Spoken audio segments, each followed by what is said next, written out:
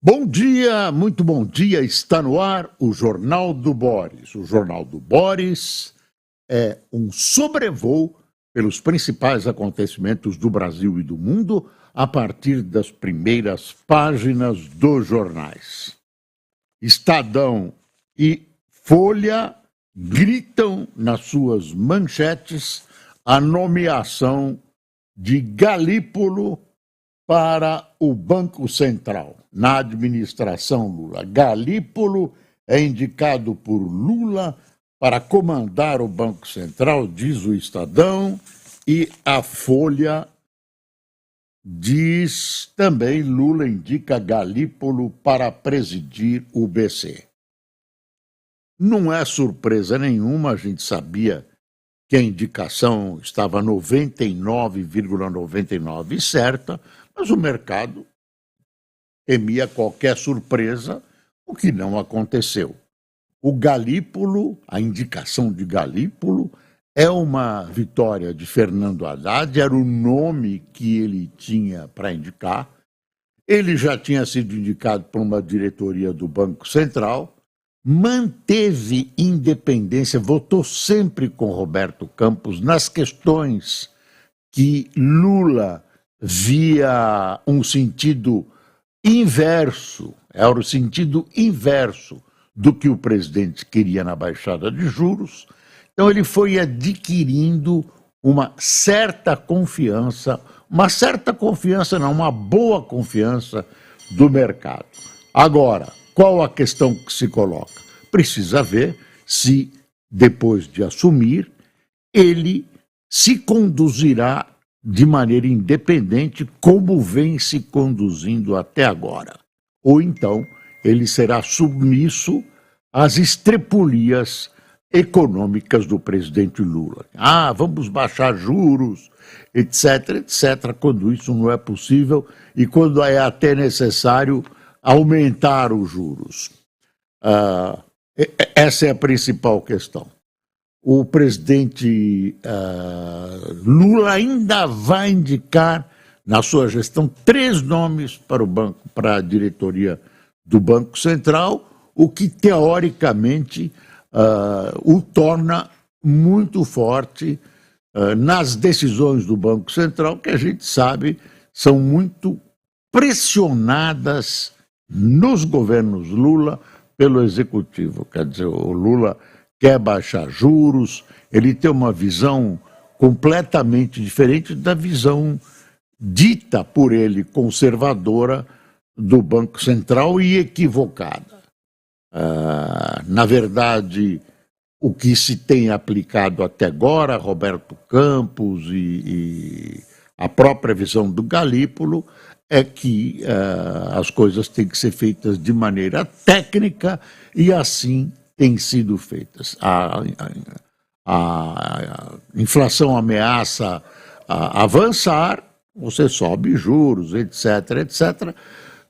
Economia o governo não consegue fazer, é praticamente o único instrumento no Brasil para você tentar segurar juros. É exatamente uma ação de subida, de segurar a inflação.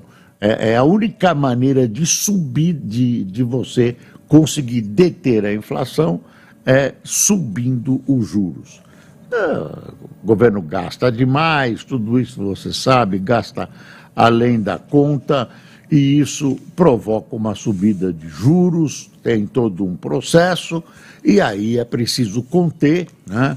Porque você tem uma ilusão que o país está se desenvolvendo num determinado momento, mas um pouco mais para frente você vai pagar por esse aparente desenvolvimento e quem paga mais são as classes menos favorecidas. Tem uma coisa que os jornais estão dando também que é importante. Dá uma espiada aqui, ó. População, é a Veja, é o site da Veja. População brasileira cresce e chega a 212,5 milhões de habitantes, diz IBGE. Estimativa do Instituto revela o total de pessoas no país até o dia 1º de julho de 2024, em relação ao dado divulgado em outubro de 2023, o número subiu 4,68%.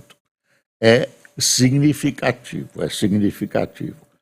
Em relação à questão da população, o Brasil está ficando mais velho, nós sabemos, o Brasil está ficando mais velho, os idosos estão aumentando a sua participação na população brasileira, e isso traz um problema grave na questão da Previdência, que o governo tem que encarar, tem que se preparar para isso, com uma provável reforma na Previdência.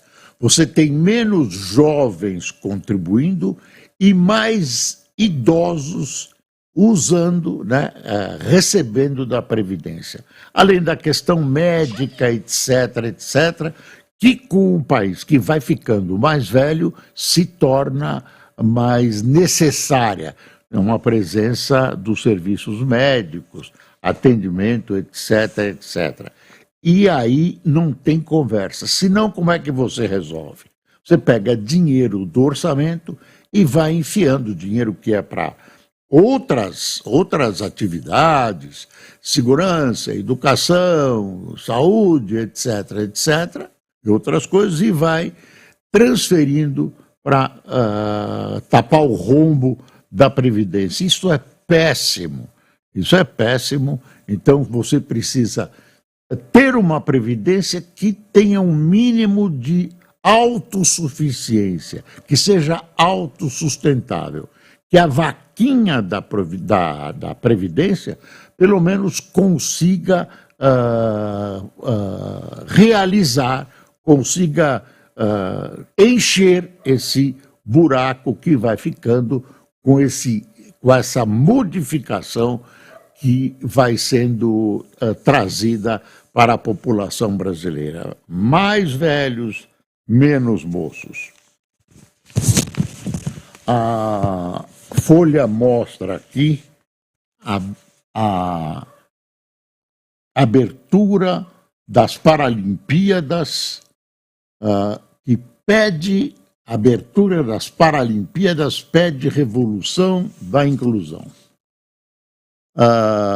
Charles-Antoine Kouakou, da esquerda para a direita, e Nantenin Keita, ambos do atletismo, Fabien Lamiraud, tênis de mesa, Alexis Ranquiquat, triátulo, e Elodie Lorane, natação, estrelas paraolímpicas da França, ascendem a pira em Paris. Tinha 50 mil pessoas assistindo essa abertura paraolímpica, que também não foi no estádio, foi na Avenida Champs-Élysées e tudo isso. E aí tem um grito contido na cabeça, contido na garganta desse pessoal que está disputando as Paralimpíadas, que é você pegar os serviços públicos, calçada, escadas, elevadores, hotéis, quartos, banheiros, tudo isso, e realizar uma adaptação para essas pessoas, que não são poucas no mundo, É importante que esse pessoal seja visto não como um pessoal que merece pena e precisa de ajuda e esmola, mas sim como um pessoal que integra a população de maneira produtiva, como a maioria dessas pessoas integram, e a Paralimpíada é uma demonstração disso. É muito bonito. E a França está fazendo muito bem feito. Está lá a Torre Eiffel de fundo para o principal campo de jogos da Paralimpíada. É muito bonito, são jogos de grande respeito à própria humanidade. Jogos de civilização, de civilidade. Então, acho que e as televisões vão acompanhar, evidentemente não com a mesma intensidade, mas as televisões, Esporte TV e tudo aqui vão transmitir o dia todo as Paralimpíadas. Olha, tem uma foto aqui assustadora na primeira página do Estadão. Tá vendo? Isso aqui, ó, eu vou ler. Imagem de satélite do satélite Copérnicus, Agência Climática da União Europeia, mostra manchas espessas de fumaça no centro-oeste da Amazônia. Olha o fogo aqui. Olha a fumaça. Isso que está acontecendo aqui, com o combate daqueles, emergência, junta aqui, junta ali, pega avião aqui, empresário ali, ajuda aqui. Não é assim que isso precisa e deve ser combatido. Tem que haver um planejamento, tem que haver um alerta, tem que haver um mínimo de equipes prontas para a intervenção. Isso não está acontecendo, nem nos estados e muito menos na ordem federal. Não está acontecendo. Eu insisto sempre que quando era presidente Bolsonaro, o PT do presidente Lula fez questão de montar todo um sistema de propaganda para responsabilizar Bolsonaro pelo que está acontecendo. Pois é, agora o fogo atinge um perímetro muito maior e mais intenso do que no tempo do Bolsonaro, mas ninguém, aqueles artistas que saíam em grupo cantando contra as queimadas, etc., se escondeu.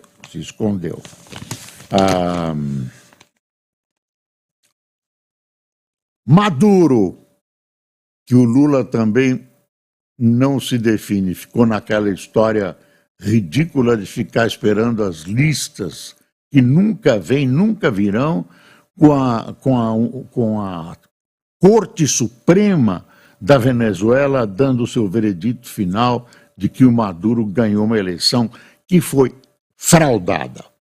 Aqui, a crise política na Venezuela, após a contestada eleição presidencial, completou um mês sob o olhar de veículos de comunicação mundial. Dentro do país, porém, informar-se virou um desafio. Informar-se virou um desafio devido à repressão do regime de Nicolás Maduro. Multiplicaram-se os bloqueios, os sites de jornalistas têm saído de suas casas. Não, deixa eu ler de novo. Multiplicaram-se os bloqueios a sites. Jornalistas têm saído de suas casas e deixado de assinar textos. Rádios suspenderam programas de opinião e 12 profissionais já foram presos, dizem organizações e sindicatos ligados à imprensa.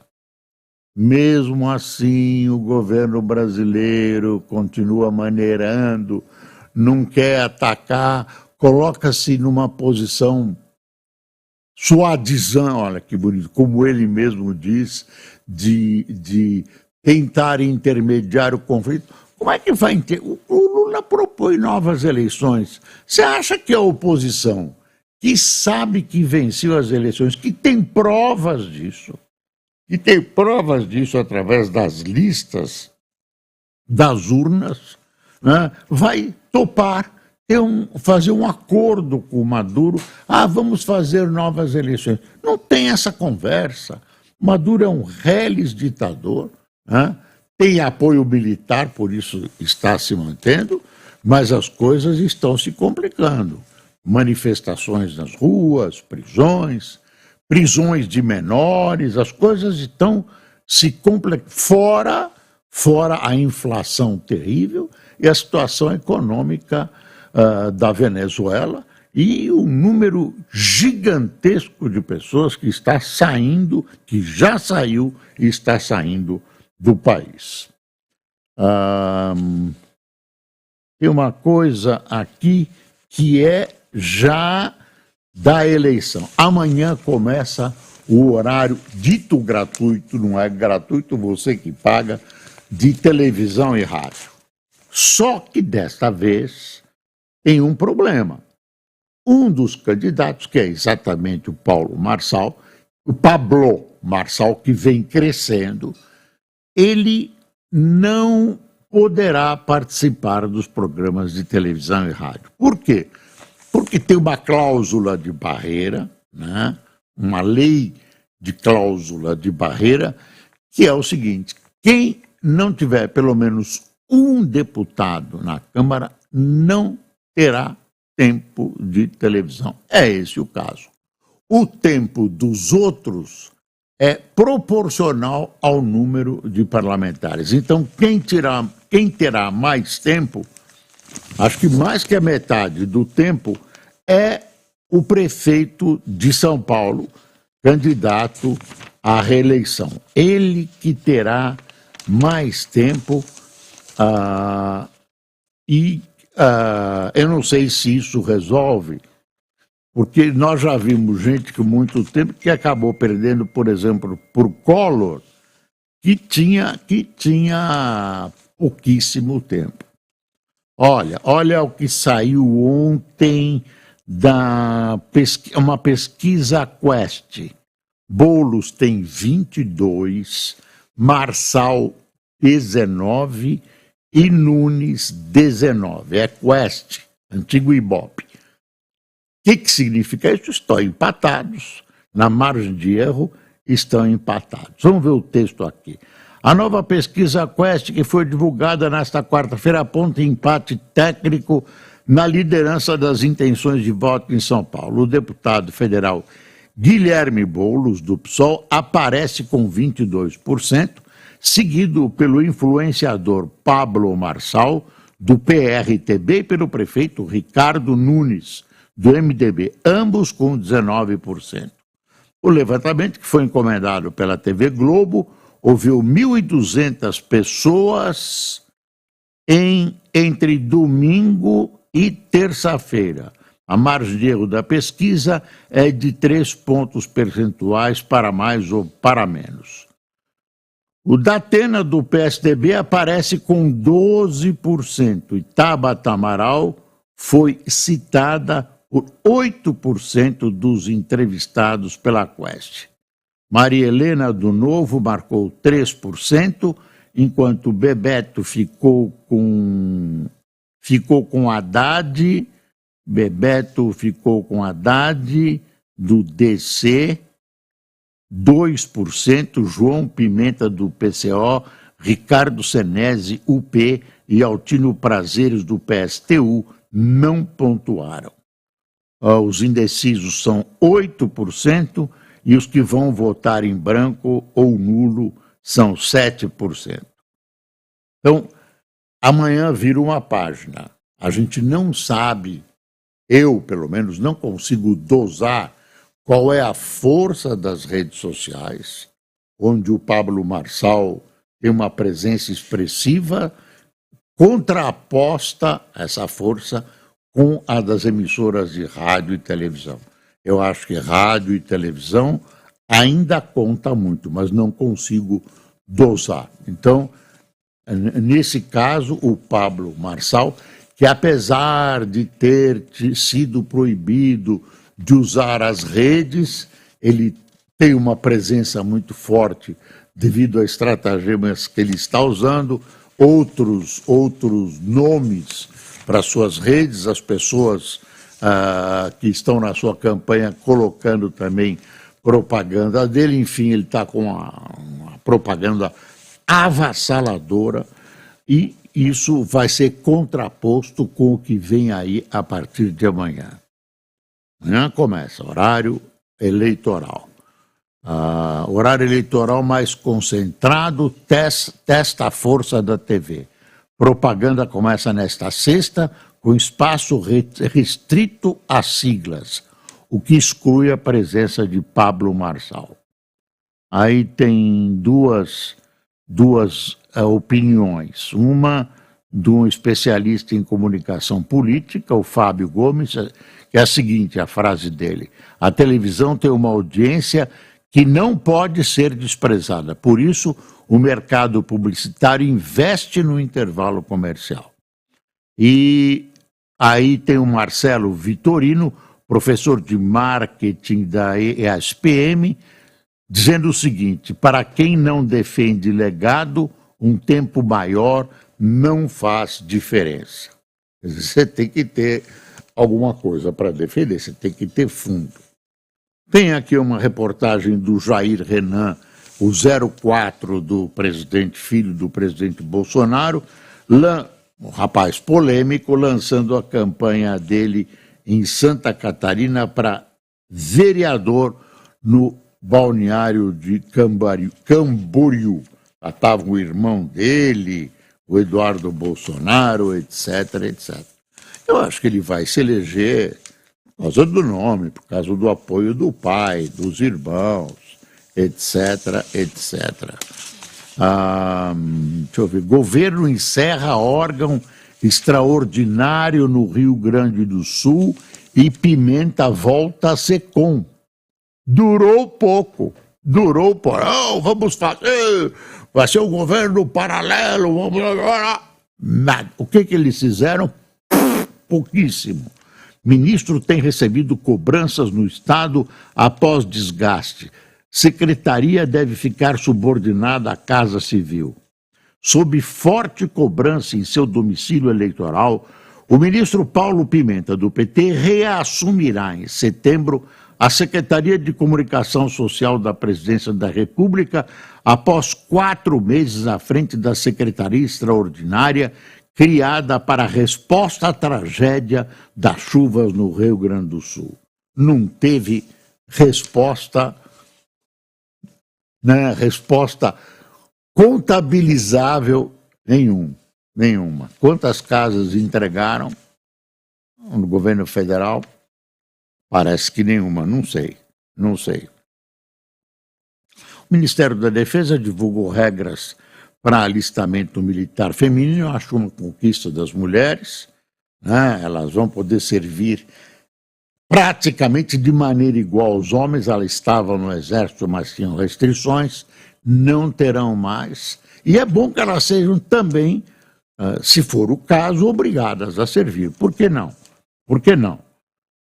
Forças não devem atuar por ideologia, afirma presidente. O governo Lula publicou nesta quarta-feira um decreto que estabelece regras para o serviço militar feminino voluntário. Será a primeira vez na história que mulheres poderão entrar na carreira de soldado pelo alistamento militar anual. Olha que bom. Moraes intima Musk a indicar preposto sob pena de bloqueio. Ele quer que o X, o antigo Twitter, tenha um representante no Brasil que possa responder pelo que o X, o ex-Twitter, faz. Ele deu um prazo, o Musk está fora do Brasil, eu não sei o que vai acontecer se ele não obedecer. Quer ver? Naquele período, Musk vinha fazendo uma série de posts relacionados ao Brasil e disse que estava levantando restrições impostas por decisão judicial de sua rede e defendeu que Moraes deveria renunciar ou sofrer impeachment. Então, o Moraes aí precisa abrir um inquérito em cima do Musk, né? E investigar, e o cara não está aqui, precisa pôr alguém que represente, e é necessário mesmo que represente uma força dessas que entra no Brasil realmente com um vigor muito grande, que é o X. Conselho de Ética da Câmara aprova parecer, não é da Câmara, é da Câmara, aprova parecer pela cassação do mandato do Chiquinho Brazão, tá? Participante do assassinato da vereadora Marielle Franco, tem que caçar mesmo, e ainda vai passar pelo plenário. Foram 15 votos a favor contra contra e uma abstenção. Votou contra o parecer o deputado Gutenberg Reis, do MDB do Rio de Janeiro, e Paulo Magalhães, do PSL da Bahia, se absteve. Pronto. O relator Jacques Rocha, do PT do Espírito Santo, apresentou um relatório defendendo a cassação deles. Não dá, né, para manter. As evidências são muito grandes, eles reclamam enfim, inocência, não existe. O matador no duro está abrindo, né, botando a boca no trombone sobre a polícia, sobre o delegado do caso que, segundo ele, estava na gaveta. Enfim, problemas. Livro de candidata não deixa ver por trás de sua armadura. Autobiografia aborda a carreira da vice-presidente, mas pouco traz da sua vida pessoal. Chapa democrata nos Estados Unidos recebe o apoio de mais de 200 ex-agentes republicanos. As pesquisas lá estão indicando empate. Operação militar de Israel na Cisjordânia mata 10 palestinos. Exército de Tel Aviv contabiliza 9 óbitos em vez de 10 e diz que todas as pessoas mortas eram terroristas. Olha, Israel considera a sua capital Jerusalém. Lá está o Knesset, que é a Câmara, e no exterior tem gente que diz que Jerusalém, claro, tem um problema, polêmica, não reconhece a capital de Israel. Aí resolveram nomear a revelia de Israel Tel Aviv. Então esse Tel Aviv soa estranho, porque Jerusalém, segundo Israel, é a capital do Estado judeu. Teve, né, uma operação militar que matou 10 palestinos, continuam tudo, e as negociações continuam. Em Pequim, China e Estados Unidos só concordam em continuar conversando. O chanceler chinês Wang Yi e o conselheiro de Segurança Nacional dos Estados Unidos, Jack Sullivan, concordaram nesta quarta-feira em discutir ou planejar uma conversa por telefone entre os líderes Xi Jinping e Joe Biden após 2 dias de negociações em Pequim. Na versão chinesa, Wang e Sullivan discutiram uma nova rodada de interação entre os chefes de Estado dos dois países em um futuro próximo.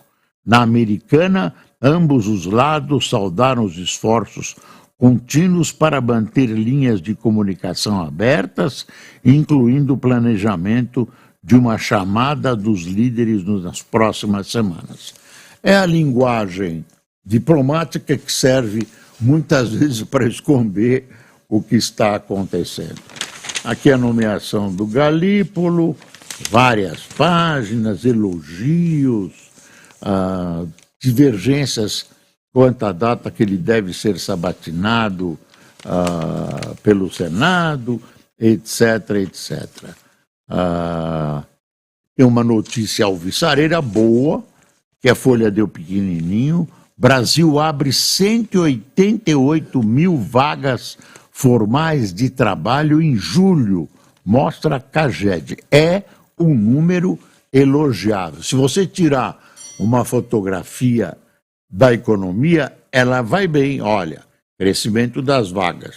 Mas se você olhar no horizonte, assusta um pouco, ou assusta muito. Então, neste momento, há uma coisa boa, que é mais 188 mil vagas. E a Magda divergiu de uma decisão governamental, a presidente da Petrobras, e questionou a viabilidade da medida para aumentar a oferta de gás. Como é que o governo quer aumentar a oferta de gás? Usa menos gás para colocar nos postos. Gás nos postos injetado aumenta a retirada do petróleo. Ela não está a favor, não. É um problema, um problema. Vamos ver quem tomou cafezinho conosco? Eumides Rocha, Uriel de Oliveira, Liliana Vale, Jorge Barbosa, Enio Abel, Cíntia Gomes, Jeff Silva, Landulfo Novaes, Cristiano Antunes, Neire Mendonça, Isaac Cavalcante, Antenor Kuhnen, Beto Matias, Joel Cecílio, Sidney Rogério, de Rio Branco, Acre, Adonias Michel, de Campo Grande, Mato Grosso do Sul, Adalberto Brandão, de Itapitanga, na Bahia, e Eldo Serafim, de Aperibe, no Rio de Janeiro. Aquele jogador esquerdo, zagueiro do Nacional, está sendo velado no Uruguai, muitas homenagens, os jogos de ontem no Brasil fizeram um minuto de silêncio, enfim, se perdeu um esportista importante de maneira trágica, que teve um problema cardíaco em pleno jogo no estádio do São Paulo. E o São Paulo agiu de maneira muito boa, muito bonita, dando todo o apoio e as devidas homenagens a esse atleta. É só. Lembrando que a partir do dia 1º, a Folha muda de formato. Vai ser como o Estadão, menorzinho, chama Berliner, é um tabloide. É para economizar papel. Pessoal, muito obrigado por sua atenção. Espero-vos amanhã. Bom dia.